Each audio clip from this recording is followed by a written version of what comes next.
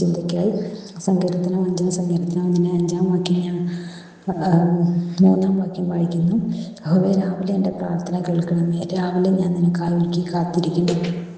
ഇവിടെ ദാവീദ് പലഞെരുക്കങ്ങളിലൂടെയും ഭയപ്രയാസങ്ങളിലും പാപത്തിലൂടെയൊക്കെ കടന്നുപോയെങ്കിലും ദാവീദ് ദൈവത്തെ പൂർണ്ണമായി പിന്തുടരുവാൻ ശ്രമിച്ചപ്പോൾ ദാവീദ് രാവിലെ ഒരുക്കി വെക്കുന്നതിനെ കുറിച്ചാണ് ഇവിടെ വചനത്തിൽ പറയുന്നത്.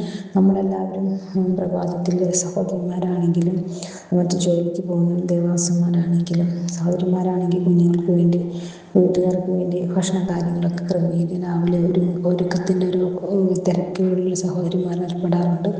അതുപോലെ തന്നെ ദേവാസന്മാരാണെങ്കിൽ മീറ്റിങ്ങുകളുടെ വചനം പറയാനുണ്ട്, അതിൻ്റെ ഒരുക്കത്തിലും പ്രാർത്ഥനയിലൊക്കെ ഒരുങ്ങാറുണ്ട്. അതുപോലെ ജോലി ചെയ്യുന്നവരാണ് അതിനുവേണ്ടി ഒരുങ്ങാറുണ്ട്.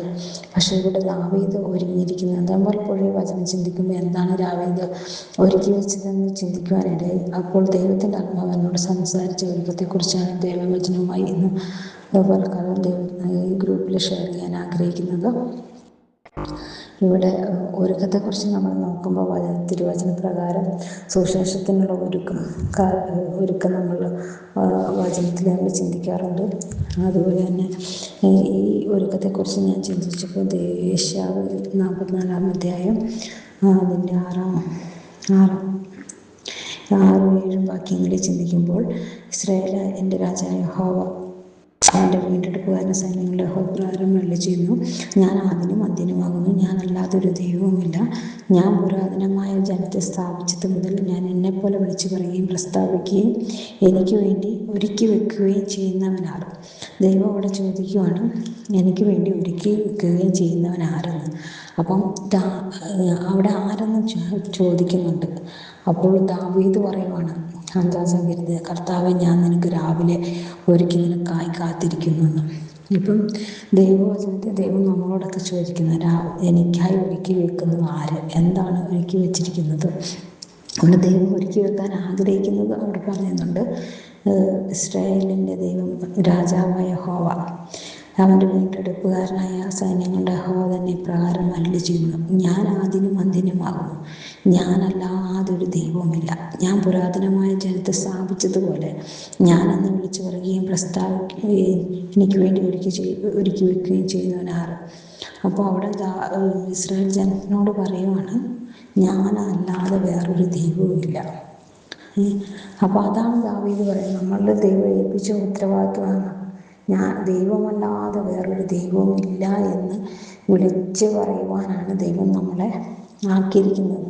ദേശത്ത് നമ്മളെ ഓരോരുത്തരെയും ദൈവം ആക്കിയിരിക്കുന്ന സുവിശേഷം എന്ന് വിളിച്ചറിയിക്കുവാൻ വേണ്ടിയാണ്. സുവിശേഷം എന്ന് പറയുന്നത് കർത്താവിൻ്റെ വചനത്തെ, കർത്താവ് ചെയ്ത പ്രവൃത്തിയെ, കർത്താവ് നമുക്ക് വേണ്ടി കഷ്ടം അനുഭവിച്ചത്, കർത്താവ് വേണ്ടി നമുക്ക് വേണ്ടി ചെയ്ത എല്ലാ ഉപകാരങ്ങളും വിളിച്ചു പറയാനാണ് ദൈവം നമ്മളെ ഈ ദേശത്ത് നമ്മളായിരിക്കുന്ന ദേശത്ത് നമ്മളെ നിർത്തിയിരിക്കുന്നത്. അതുപോലെ ഈ 5-ാം സങ്കീർത്തനം ഒരു പ്രഭാത ഗീതമാണെങ്കിൽ 4-ാം സങ്കീർത്തനത്തിലേക്ക് നമ്മൾ ചിന്തിക്കുകയാണ്, അതൊരു സന്ധ്യാഗീതമാണ്. അതിനകത്ത് ദാവീദ് പറയുന്നുണ്ട് 4-ാം സങ്കീർത്തനത്തിൽ അതിൻ്റെ 2-ാം വാക്യത്തിൽ, പുരുഷന്മാരെ നിങ്ങൾ എത്രത്തോളം എൻ്റെ മാനത്തെ നിന്നയാക്കി മായയിച്ച് വ്യാജത്തെ അന്വേഷിക്കും, യഹോവ തൻ്റെ ഭക്തനെ തനിക്ക് വേർതിരിച്ചു എന്നറിവിൻ. ഞാൻ യഹോവ വിളിച്ചപേക്ഷിക്കുമ്പോൾ അവൻ കേൾക്കും, നടുങ്ങുകയും പാപം ചെയ്യാതിരിപ്പിൻ, നിങ്ങൾ കിടക്കമേൽ കയറി ധ്യാനിച്ച് മൗനമായിരിപ്പിൻ എന്നാണ് ദൈവം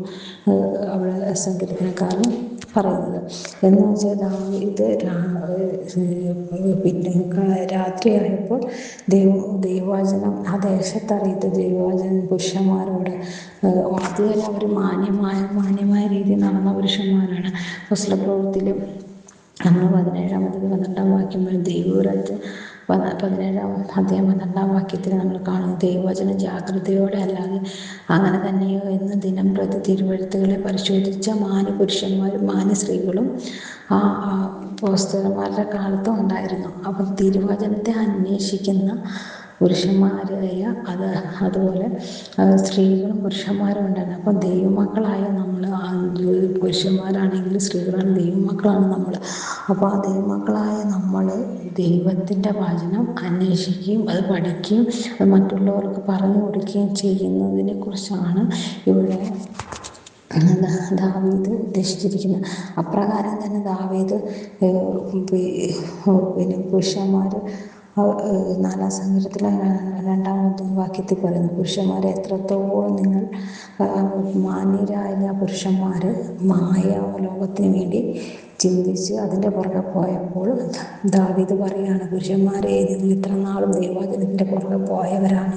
എത്രയോ പേര് ദൈവത്തെ അറിഞ്ഞിട്ട് ദൈവവചനം വിട്ട് തിരിഞ്ഞ് പല മേഖലയിലൂടെ ലോകമോഹത്തിന് വേണ്ടി കടന്നു പോകുമ്പോൾ ദാവീദ് പ്രയാസപ്പെടുകയാണ്, ഞാൻ മുതൽ പാപിയുമായ ലോകത്തെ ഇച്ഛിച്ചു പോയവനാണ്. പക്ഷെ ഞാൻ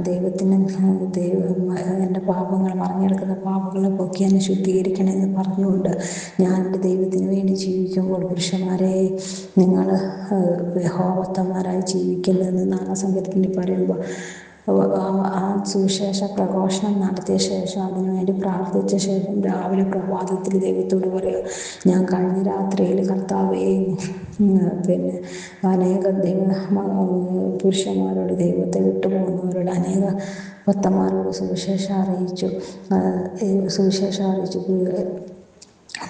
പുരുഷന്മാരെ നിങ്ങൾ മായിച്ചിച്ച് പോകല്ലേ, വ്യാജത്തെ അന്വേഷിക്കലേ, ഭക്തന്മാരെ വേർതിരിച്ചെന്ന് അറിവിനെന്നും പറഞ്ഞുള്ള വചനങ്ങൾ ഞാൻ അവരോട് പ്രഘോഷിപ്പിച്ചതാണ്. ഈ വചനങ്ങളെ പ്രഘോഷിപ്പിച്ചവർക്ക് വേണ്ടി ദാവീദ് 5-ാം സങ്കീർത്തനത്തിൽ രാവിലെ പ്രാർത്ഥിക്കുകയാണ്. 5:3 ആ വാക്യം ആണ് നമ്മൾ വായിച്ചത്. യഹോവേ, രാവിലെ എൻ്റെ പ്രാർത്ഥന കേൾക്കണമേ, ഞാൻ രാവിലെ ഞാൻ നിനക്കായി ഒരുക്കി കാത്തിരിക്കുന്നു.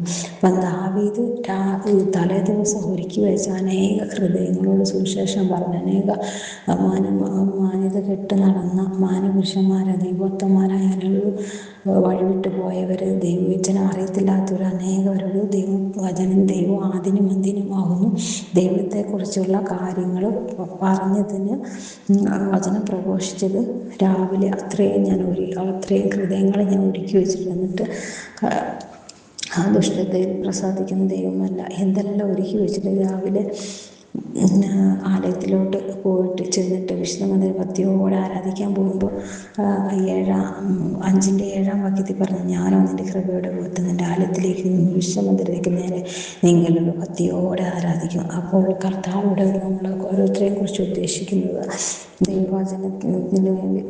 ദൈവവചനത്തിന് വേണ്ടി നമ്മൾ ഒരുങ്ങണമെന്നാണ്. അനേകരോട് സുവിശേഷം അറിയിക്കാനുള്ളൊരു ഒരുക്കം നമ്മുടെ ജീവിതത്തിലുണ്ടാകും. ആ ഒരു ഒരുക്കം സുശേഷത്തിൽ പറയുന്നതല്ല, ഒരുക്കം നമ്മുടെ കാലിന് ചെരുപ്പാക്കുവാനാണ് കർത്താവ് നമ്മളെക്കുറിച്ച് ദൈവം ഉദ്ദേശിക്കുന്ന. ആ ഒരുക്കം നമ്മുടെ ജീവിത പ്രഭാതത്തിൽ കഴിഞ്ഞ രാത്രിയിൽ കഴിഞ്ഞ ദിവസങ്ങളിൽ നമ്മൾ ചെയ്ത സുവിശേഷ അനേക വ്യക്തികളോട് പറഞ്ഞത് ദൈവസമയം രാവിലെ അവർക്ക് വേണ്ടി സമർപ്പിച്ച് പ്രാർത്ഥിക്കുമ്പോൾ ദൈവം അവരുടെ ഹൃദയങ്ങളെ തുറക്കാൻ വേണ്ടിയുള്ള പ്രാർത്ഥനയാണ്. രാവിലെ കർത്താവെ ഞാൻ രാവിലെ ഞാൻ അങ്ങേയ്ക്കായി ഒരുക്കി കാത്തിരിക്കുന്നു എന്ന് പറയുന്നത്. അത് ആ ഒരുക്കി വിടുവിക്കാനുള്ളൊരു പ്രാർത്ഥനയാണ് ഇവിടെ സങ്കീർത്തനക്കാരൻ ദാവീദ് 5-ാം സങ്കീർത്തനത്തിൽ 3-ാം സങ്കീർത്തനത്തിൽ പറയുന്നത്. അതാണ് ദാവീദ് അവിടെ ഒരുക്കി വെച്ചിരിക്കുന്നത്.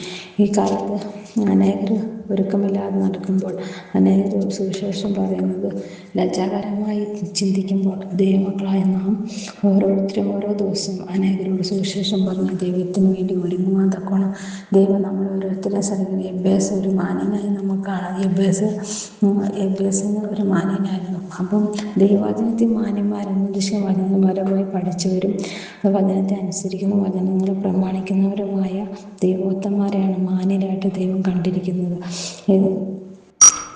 ദൈവത്തിൻ്റെ നാമത്തിന് വേണ്ടി ഈ ദിവസങ്ങളിൽ വചനം പറയുവാൻ ഈ ഗ്രൂപ്പിലുള്ള എല്ലാ പ്രിയപ്പെട്ടവരെയും ദൈവം ഒരുക്കേണ്ടതിനായി ദാവീദിനെ പോലെ ചിലരെ ഒരുക്കി ദൈവസന്നിധിയിൽ രാവിലെ ഞാൻ കഴിഞ്ഞ ദിവസങ്ങളിൽ രാത്രിയിൽ കിടക്കമേൽ ധ്യാനിച്ചിട്ട് രാവിലെ ഈ ദൈവവചനത്തിന് സുവിശേഷ ഘോഷണം നടത്തിയ പ്രിയപ്പെട്ടവരുടെ പേരുകൾ